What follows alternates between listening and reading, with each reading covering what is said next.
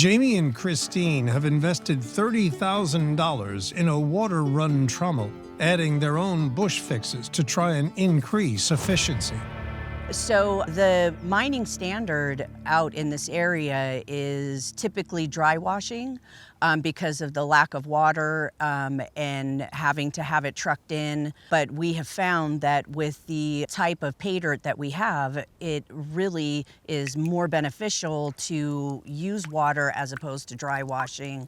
That's a good thing. If you know what your ground is, that Right. determines what you need for a wash plant, right? So you guys made a good decision there. Okay, good. Right. Thank you for that. Well, you ready to do a test run, ladies? Let's do it. Fire it up.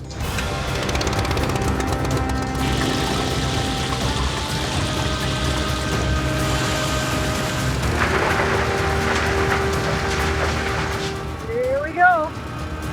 First bucket going in. 4-hour run, right? Yeah. Okay.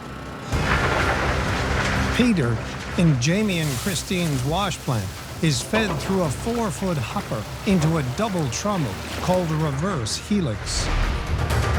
Rocks are washed in the inner drum, known as a scrubber, and discarded from the back, while finer pay dirt drops into the outer drum. Here, corkscrew riffles push heavy gold-bearing material back into the sluices.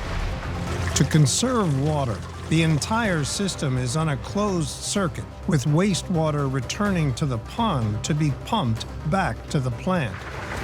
That helix trommel, if you look, all that material is bouncing right past the spray bar. Yeah. A lot of material that should be cleaned and being sluiced, and it's coming right out of the end of that trommel. That's not much of a spray bar. And I just want to look at it and see how much of the fines we're missing.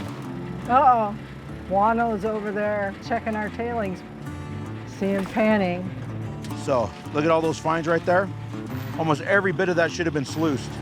So I'm gonna pan that real quick and see if there's any color in it. If the plant isn't washing this gold-rich dirt off the rocks and into the sluice box, Christine and Jamie are losing gold. One sizable piece. So, that doesn't seem like a whole lot, but over a full day running, that could be 20, 30 pieces. So that it adds up quick.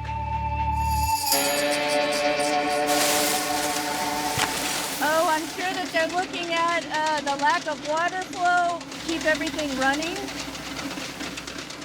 The problem is they got a 3-inch pump, 3-inch line, and it's going into a 2-inch square tube to feed everything. They're restricting it right there at the beginning.